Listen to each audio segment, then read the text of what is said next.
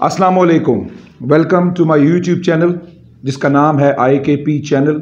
आप तमाम दोस्तों से ये रिक्वेस्ट है कि इसको लाइक करें, सब्सक्राइब करें और बेल आइकन प्रेस करना ना भूलें। दोस्तों, आज का जो ये वीलॉग है, जो ये वीडियो है, इसमें हम 2-4 पॉइंट्स को कवर करेंगे। 2-3 दिन पहले एक सियासी मुलाकात देखने को मिली जिसको सब ने बड़ा गौर से, बड़ी बीन बारीकी के साथ देखा कि पीपल्स पार्टी और मुस्लिम लीग नून के अंदर कुर्बतें बढ़ना शुरू हो गई, जो कि हमने पिछले अदवार में भी देखा।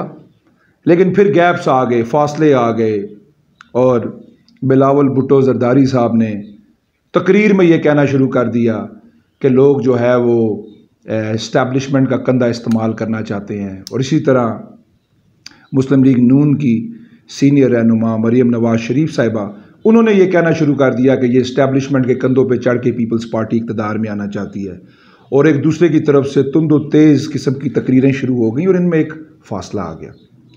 लेकिन क्या देखने में आया 2 दिन पहले कि मियाँ मोहम्मद शहबाज शरीफ साहब ने एक ज़ोहराने का इंतज़ाम किया और उसके ऊपर बिलावल भुट्टो साहब, आसिफ अली जरदारी साहब, ये सारे वहाँ पे आए और वहाँ पे हमजा शहबाज साहब भी मौजूद थे।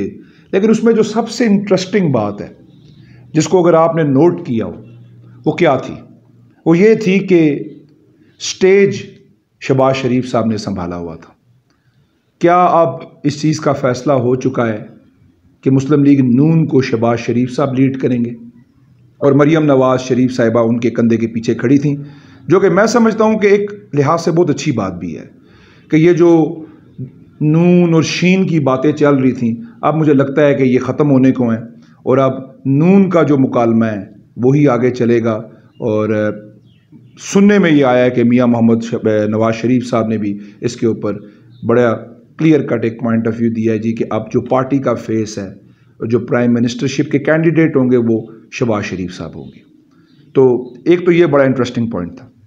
लेकिन देखना ये है कि क्या ये ख़तरे की घंटी है हुकूमत के लिए? क्या इन दोनों के मिलने से हुकूमत के ऐवानों के अंदर या हुकूमत की सफ़ों में कोई हलचल है? अगर मुस्लिम लीग काफ को उनको आप अंडरराइट नहीं कर सकते, वो भी मुलाकातें जारी रखे हुए हैं। MQM को आपने देखा है कराची के अंदर जो उनके मामलात चल रहे हैं, और MQM के ऊपर जिस तरह सिंध गवर्नमेंट ने जुल्म व बर्बरियत की और वहाँ पे एक उनका कारकुन शहीद भी हो गया, तो वो भी सरापा एहतजाज हैं इमरान खान साहब के साथ कि हमें भी इंसाफ दिया जाए। तो अगर आप ये सारा सिस्टम और निज़ाम देखें तो इस वक्त बहुत ज़्यादा हलचल है। इस वक्त बहुत ज़्यादा सियासी तौर पे लोग अपने एंगल्स तब्दील कर रहे हैं, लोग अपनी बैठकें कर रहे हैं। तो मैं ये समझता हूँ कि ये एक बहुत बड़ी ख़तरे की घंटी है, क्योंकि मेन स्ट्रीम लाइन की अपोजिशन की 2 पार्टीज़ हैं, एक मुस्लिम लीग नवाज़ है और एक पीपल्स पार्टी है।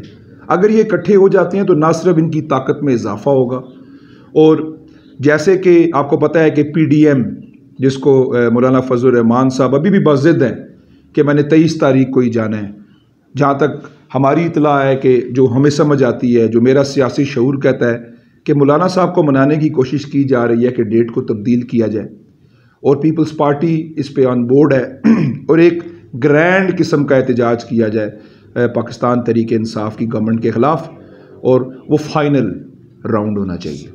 तो ये मेरे हिसाब से काफ़ी अलार्मिंग सिचुएशन है। अब उसके बाद एक जाविया और भी है, एक एंगल और भी है, अगर आप लोग इसको देखें तो वो ये है कि क्या इससे पहले भी ये इकट्ठे नहीं हुए? क्या इससे पहले भी इन सारी पार्टियों ने मिल के इमरान खान साहब के ख़िलाफ़ जलसे नहीं किए, जुलूस नहीं किए? मौलाना फजल रहमान साहब इधर इस्लामाबाद के अंदर, आपको याद होगा, एक पूरा मार्च लेके आ गए थे, लेकिन रिज़ल्ट उसका भी ज़ीरो निकला। अभी रिसेंटली आपके सामने स्टेट बैंक ऑफ पाकिस्तान का जो बिल था, उसके अंदर अक्सरियत अपोजिशन की थी, लेकिन फिर भी वो बिल पास कर लिया गया और यूसुफ रज़ा गिलानी साहब उसमें नहीं आए। तो क्या ये चीज़ें, क्योंकि जब फ़ोन की घंटी बजती है तो फिर बड़े बड़े जो उनसे है वो आगे पीछे हो जाते हैं, ये भी देखना पड़ेगा। एहतजाज अपनी जगह, मुलाकातें अपनी जगह, लेकिन क्या फ़ोन आएंगे, کیا فون نہیں آئیں گے، کیا کہا جائے گا، جس طرح عامر لیاقت صاحب نے کہا کہ ہمیں بڑے اطمینان کے ساتھ لایا گیا ہے. تو یہ بھی بڑے خاص پوائنٹس ہیں جو ہمیں دیکھنا پڑے گا کہ آنے والے دنوں میں اس پہ کیا ڈیولپمنٹس ہوتی ہیں. اس کے بعد بلاول بھٹو زرداری صاحب نے کہا جی کہ ظاہر ہے عدم اعتماد قومی اسمبلی کے اندر یہ ایک آئینی طریقہ ہے کہ ووٹ آف نو کانفیڈنس کسی بھی پرائم منسٹر کے خلاف یا کسی بھی اسپیکر اسمبلی کے خلاف یا کسی بھی وزیر اعلیٰ کے خلاف لانا، یہ ایک آئینی رستہ ہے. کیا وہ آئے گا؟ کیا اپوزیشن اتنی متحرک ہے؟ کیا ان کے پاس نمبرز پورے ہو چکے ہیں؟ یہ آنے والے دنوں میں دیکھنا پڑے گا اور یہ بڑی خاص چیز ہوگی.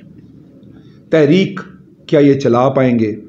مولانا فضل الرحمان صاحب کو انڈر ایسٹیمیٹ کرنا میرے حساب سے حکومت کی بہت بڑی غلطی ہوگی. کل میں شیخ رشید صاحب کو سن رہا تھا اور شیخ رشید صاحب نے کہا جی کہ کیا پدی اور کیا پدی کا شوربہ.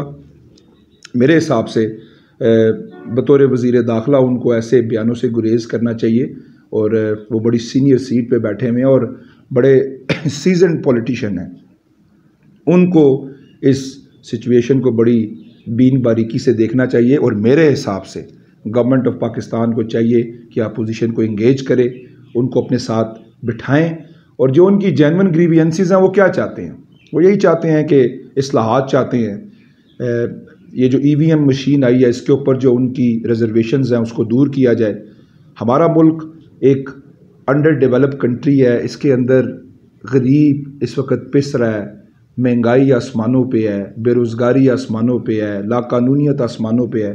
تو ایسے وقت میں سیاسی عدم استحکام آپ اور میں ہم سب یہ سمجھ سکتے ہیں کہ اس ملک کے لیے ناگزیر ہے اور اس سے ہمیں بچنا چاہیے. لہٰذا اگر میں اس کو اگر کنکلوڈ کروں اپنے اس وی لاگ کو، تو سیاسی ہلچل ہونے جا رہی ہے. حکومت کو ہوش کے ناخن لینے چاہیے، لیکن پھر دیکھنا یہ پڑے گا کہ کیا تھاپی ملتی ہے یا نہیں ملتی ہے. اس وی لاگ سے مجھے اجازت دیں. انشاءاللہ تعالی اگلی ویڈیو میں دوبارہ حاضر ہوں گے نئے تبصرے، نئے تجزیے اور نئی سوچ کے ساتھ. اپنا اور اپنے ہمسایوں کا خیال رکھیں اور ملک پاکستان سے پیار کریں. خدا حافظ.